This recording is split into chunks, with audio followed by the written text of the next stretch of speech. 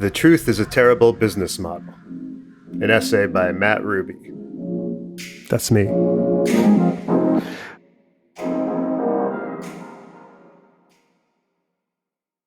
Recently, Tucker Carlson and Don Lemon got the axe on the same day. It was like the day the music died, but for cable news. And also, no one really cares. I mean, I've got my fingers crossed we're about to get an Odd Couple reboot starring Tucker and Don. I mean, imagine the wacky hijinks when Don throws Tucker's spaghetti against the wall and then Tucker winds up, I don't know, blaming Ukraine, I guess? I still can't believe the Jesus Loves Guns crowd ever fell hard for a spray-tanned, bow-tied, educated at a boarding school in Switzerland guy who hates the elites? Alright, I mean, his real name? Tucker Swanson McNear Carlson. Because nothing says not elite like having the middle name Swanson. But seriously, where do these right-wingers think Fox broadcasters go when they leave their studio in Times Square? I'll give you a hint. They ain't hopping on a pontoon boat to go alligator wrestling. It's just con after con after con with these so-called men of the people. Now, Fox haters think this is all some kind of victory, but come on, we've been here before. It's silly to think de-tuckering is some kind of detox that solves anything. I mean, remember, before Tucker, the problem was Hannity.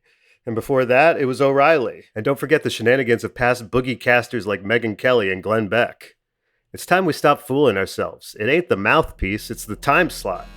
The person on camera is just a cog. The platform is what matters. They'll plug in the next commander of hate to the con, and the rage ship will sail on. And American grandpas will keep on watching as they curse the immigrants who clean their bedpans. Something that whole Fox News case revealed: the truth is a terrible business model. After Fox settled its lawsuit with Dominion Voting Systems, reporter Jeremy Peters had this to say about it on The Daily from the New York Times. I don't think there's any version of this trial that would have changed Fox's behavior in any real and meaningful way. It's just too big a business for them. The notion that they would get crosswise with their audience is something we now know because of this lawsuit they're afraid of doing. And they don't see any business model in becoming a moderate, centrist, conservative network, or in becoming a network that levels with its audience. This settlement is going to dent Fox, but it's not going to bankrupt it. It still has billions and billions of dollars. The way that Fox has settled this case shows us that that's a cost that they're perfectly acceptable writing down. As always, follow the money. I mean, what's the reason for Fox to try being honest? Journalism? Come on. That horse left the barn a long time ago. Now, the right move is to give the people what they want. Throw incendiary opinions at them, make crap up, confirm their biases, and stroke their egos. The vaccines make people trans. Is it true? Who cares, as long as it feels good to your audience. Don't hate the network. Hate the predatory capitalist system that made putting Sweaty Rudy on the air the right move for so long. In truth, what a lot of us long for is this retro news landscape that, in retrospect, was artificially propped up. When there were just 3 networks, news was a loss leader. We could have a Walter Cronkite because CBS didn't need the news division to actually make a profit.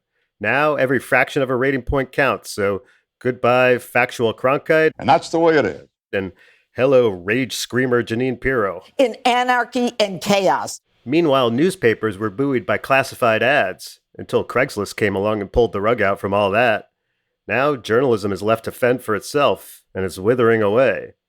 It's romantic to think revenue comes from all the president's men style reporting, but actually it's coming, if at all, from recipes and Wordle. But what about Substack's model? Well, it's great for personal niche stuff, but real reporting? I don't know.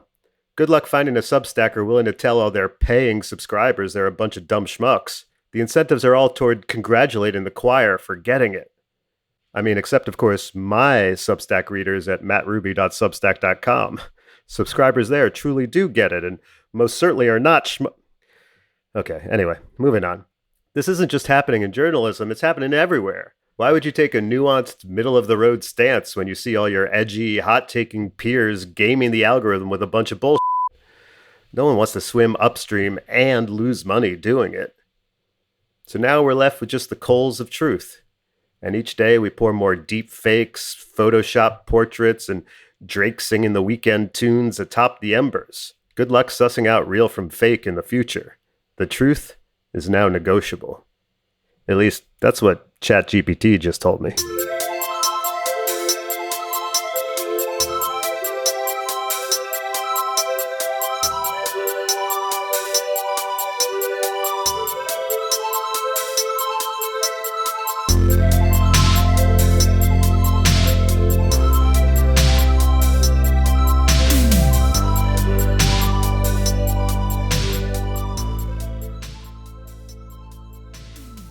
Let's welcome in producer Jeremiah McVeigh for a little Q and McVeigh.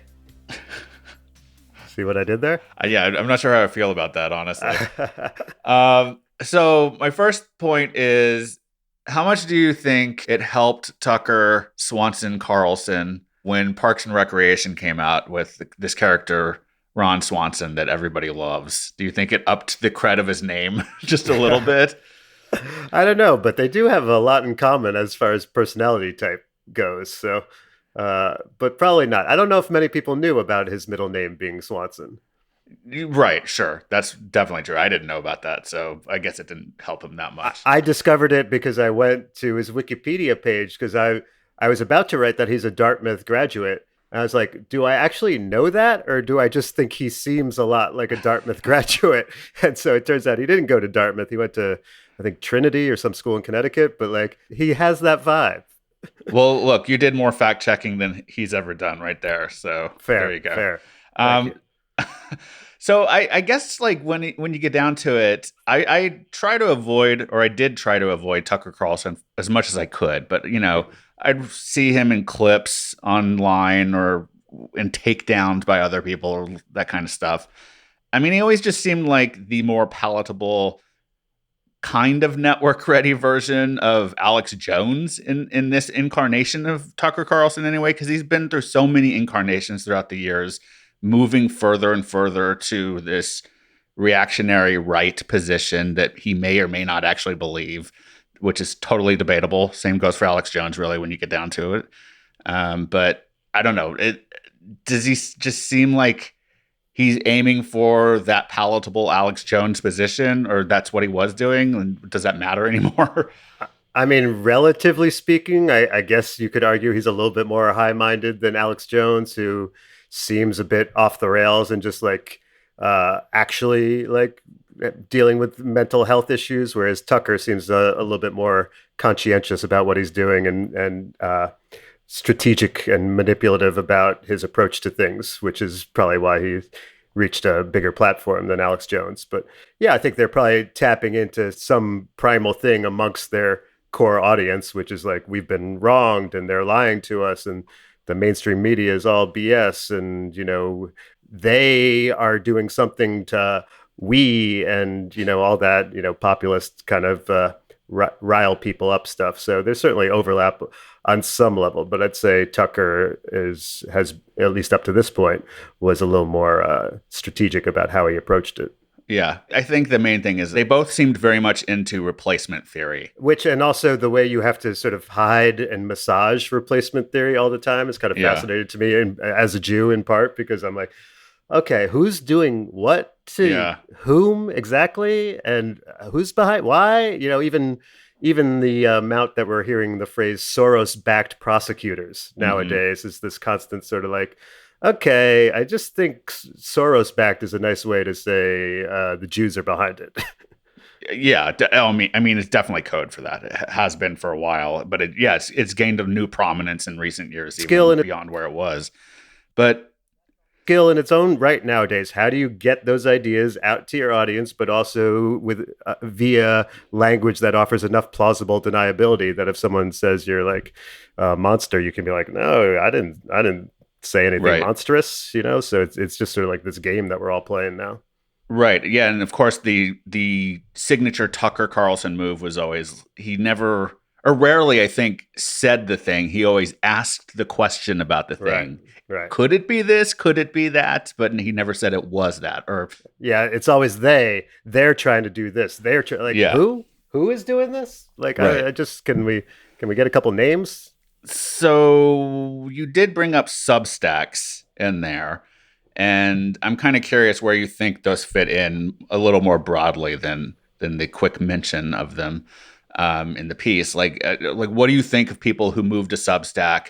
It seems like it's a place for opinion columnists who've largely a place for opinion columnists who have sort of lost their platform elsewhere. I'm not saying it's fully that, but it is a place for that, among other things. Well, now you also have people who are seeking it. I mean, it's a better, like, if you have a following and you can make way more money there, then Right. like, why are you staying with your platform or publication or what have you, that's kind of holding you back and taking your money? I guess on some level you could view it that way. I have a Substack. I am a fan of like their approach in many ways. I think it's, especially if you don't need that platform or that distribution and you can reach your audience directly. I like that it works around the algorithm, that it's not, it's a direct way to connect with your audience, same way Patreon is. So those are all things that I like about it. And I think it's good for a certain type of writer. I'm just not sure it's good for journalism. The idea that we don't have editors, that, a lot of people who have the biggest subscriber bases, it's because they're leaning into being very partisan in some manner. So we're moving away from the pretense of objectivity. And then, like, I just always follow the money, look at the incentives kind of guy. And if, you've got let's say you're an Andrew Sullivan or Matt Taibbi or someone like that, Bari Weiss, you've got a bunch of people subscribing to you because they're expecting to hear one specific viewpoint. They're expecting to hear their views reinforced. And they're the ones who are paying you. The incentives are really against, speaking truth to, we think about speaking truth to power, but in this equation, the power lies with your subscriber base. So can you really speak the truth to them if you're telling them that they're wrong or dumb or have missed the point? I mean, some subscribers might actually, value that. I think you have all the vaccines and the trans and all these different like conspiracy theory issues coming together in this sort of conspiracy unity theory. And like, are you able to tell your audience that supports you in one of those areas that they're totally wrong in another one of those areas, or do you just keep quiet about it? So there's no agreed upon reality. And so you're going to get your flavor from these three Substack authors you subscribe to, but, then you go home and have a conversation with some family member and they have no idea what you're talking about. And you realize you're living in completely different realities. And how are we as a society supposed to move forward if that's the case? Well, just one last quick thing, maybe. Tucker Carlson, is he going to run for president? No. You don't think so? He spoke in Iowa last year. That's what everybody always points to when they have that theory. Well, he had the platform before, and I think now he doesn't have a platform. And I think running for president's a sucker's bet. If you're a media person, stick with the cush gig. Right. Well, he doesn't have one right now. So. All right, that's fair. I mean, that's an interesting. Why would you run for president? I got nothing else to do right now. I mean, Tucker Carlson, Marianne Williamson debate would be rather glorious to witness. That's one word for it.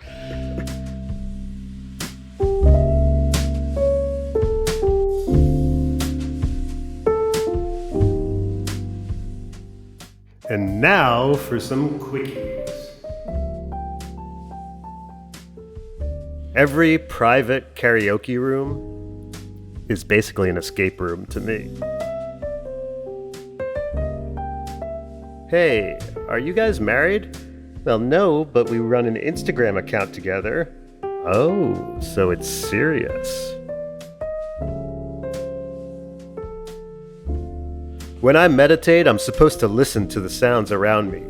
I always hear two things off in the distance: ambulance sirens and construction noises. Lesson learned. We are constantly being destroyed and rebuilt at the same time.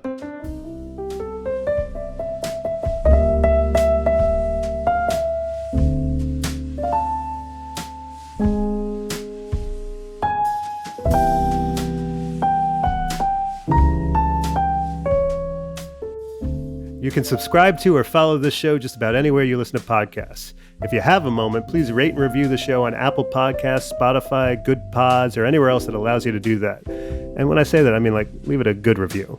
I feel like that's obvious, but if you're just going to leave it a bad review, you don't have to. Anyway, it helps others find the show, which I really appreciate. If you want to reach out to me directly, you can email me at mattruby@hey.com. That's mattruby@hey.com. And if you like this podcast, you should subscribe to the Rubes Letter, where what you just heard first appeared. You can find that at mattrubycomedy.com/subscribe. And while you're at mattrubycomedy.com, you can also find links to my Instagram, Twitter, YouTube, and TikTok, where I post clips of my stand-up and other stuff too. Thanks so much for listening. I appreciate it. This podcast is produced by Stereoactive Media.